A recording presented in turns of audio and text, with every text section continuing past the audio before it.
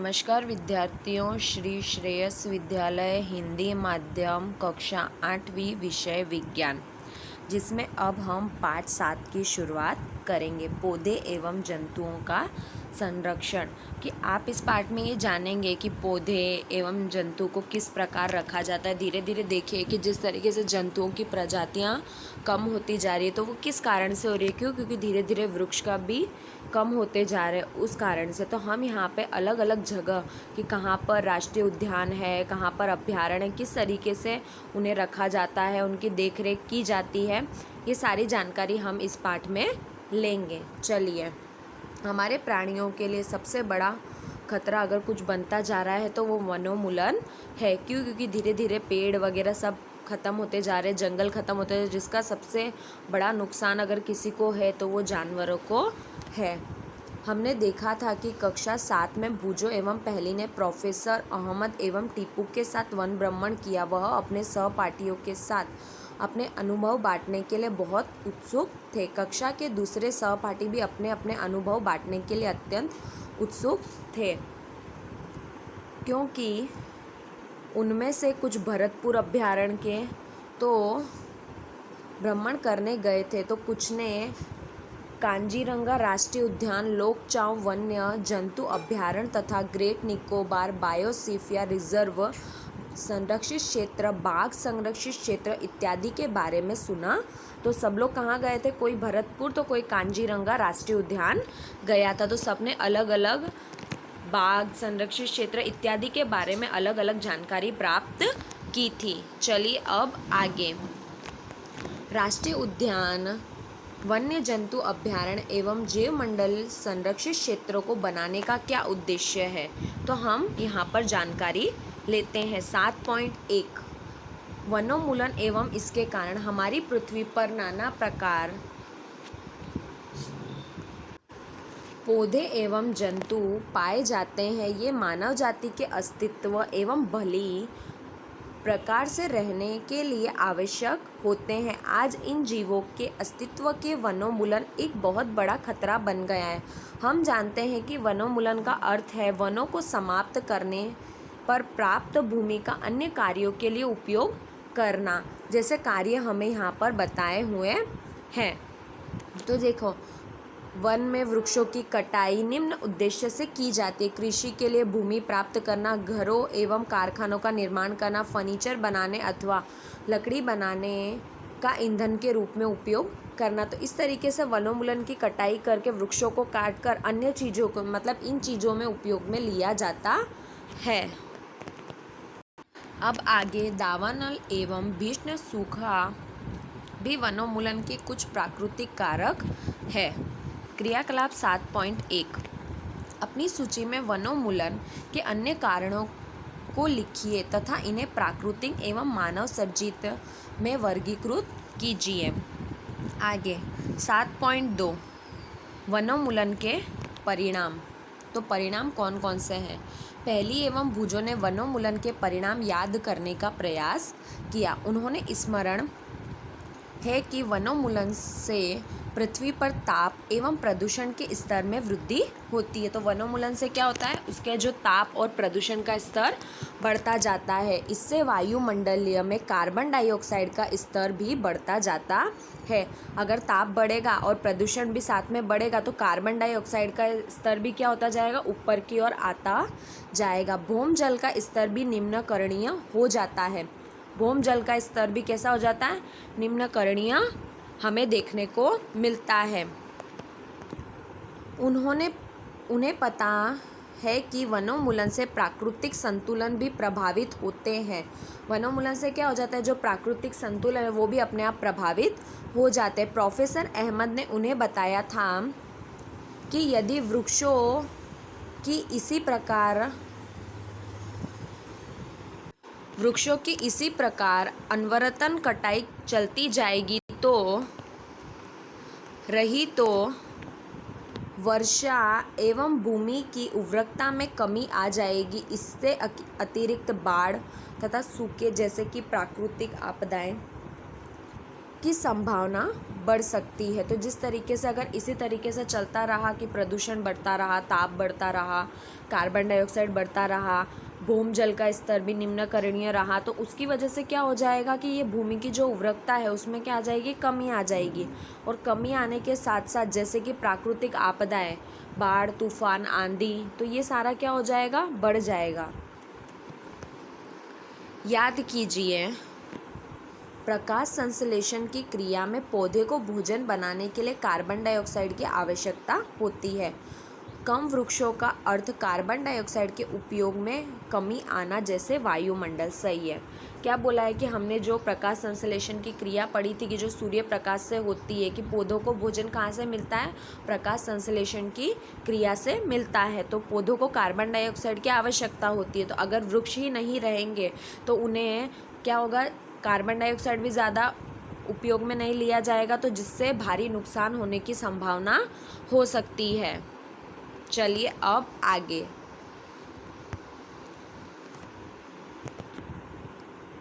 में इसकी मात्रा बढ़ जाती है। क्या कार्बन डाइऑक्साइड पृथ्वी द्वारा उत्सर्जित ऊष्मीय विकिरणों का प्रग्रहण कर लेती है? तो उसकी वजह से क्या होता है, वृक्षों को कार्बन डाइऑक्साइड नहीं मिल रहा है, वृक्ष कट रहे हैं और प्रकाश संश्लेषण की क्रिया कम वृक्षों के साथ हो रही है। तो वो सारी चीज़ें हो जाने के कारण धरती पर क्या होता है, कार्बन डाइऑक्साइड की मात्रा बढ़ जाती है।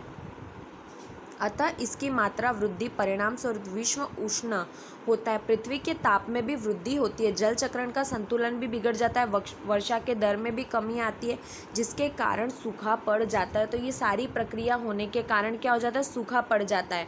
भूमजल का स्तर बढ़ जाना, कार्बन डाइऑक्साइड बढ़ जाना, उसके बाद बाढ़ आना, तूफान आना, तो ये सारी क्या आपदाओं को बुलावा देती है कि जिस तरीके से धीरे धीरे वृक्ष की कटाई हो रही है। क्यों? क्योंकि वृक्षों को सबसे ज़्यादा प्रकाश संश्लेषण की आवश्यकता होती है और प्रकाश संश्लेषण की क्रिया नहीं होने के कारण जितनी भी आपदाएं, उन सब का सामना हमें करना पड़ता है।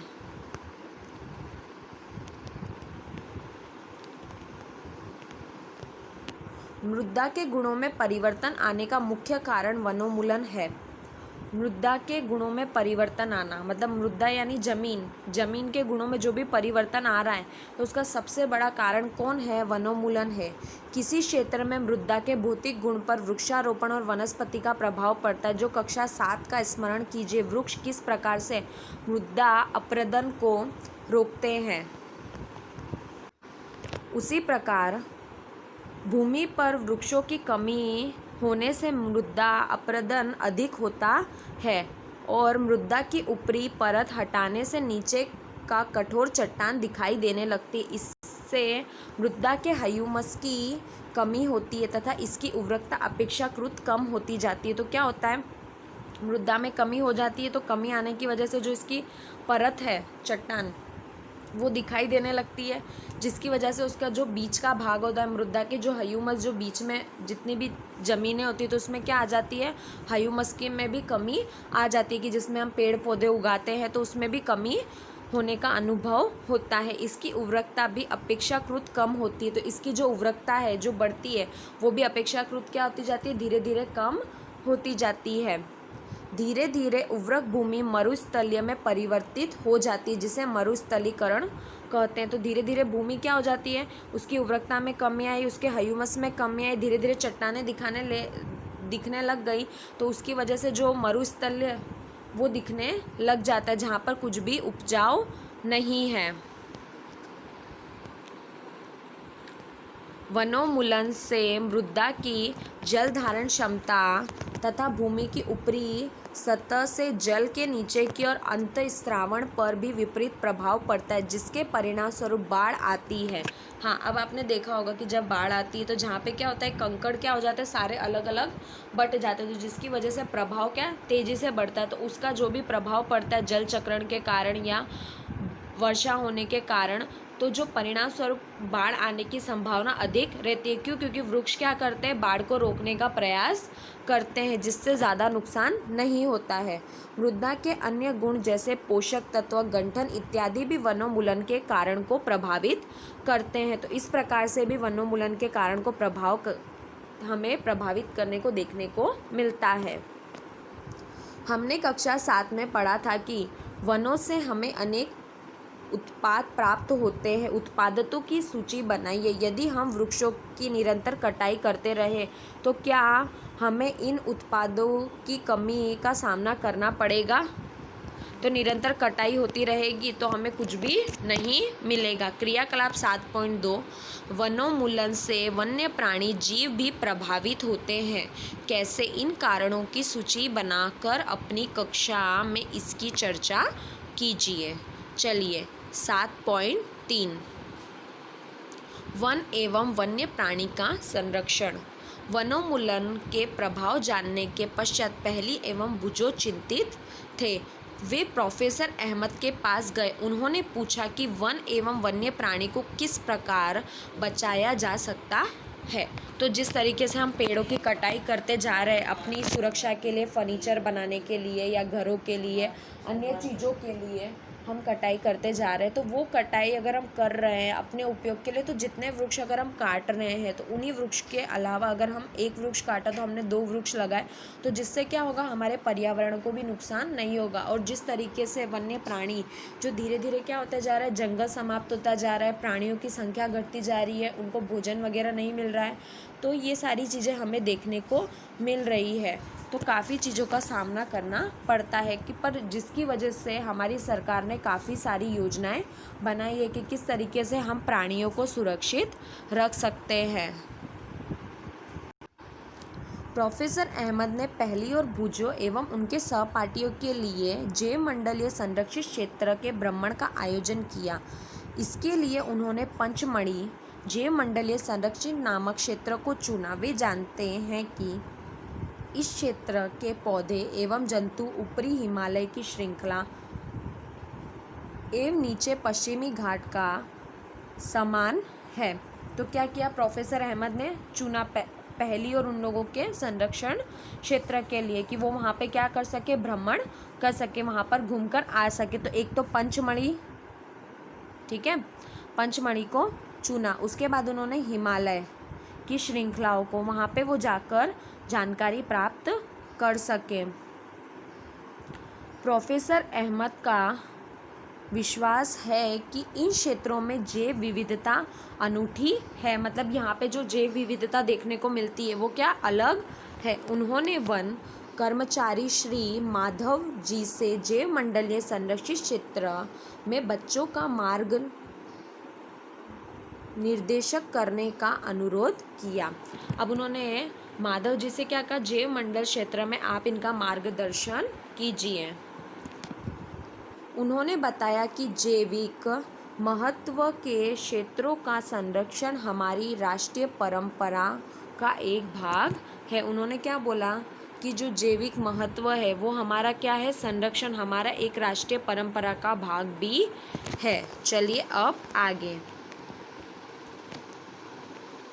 जैव मंडल पृथ्वी का एक भाग है जिसमें सजीव पाए जाते हैं अथवा जो जीवन यापन के योग्य है। जैव विविधता का अर्थ पृथ्वी पर पाए जाने वाले विभिन्न जीवों की प्रजाति, उनके पारस्परिक संबंध एवं पर्यावरण से उनका संबंध की जिस तरीके से जो सजीव पाए जाते हैं अथवा जो अपना जीवन यापन योग्य रूप से कर रहे हैं।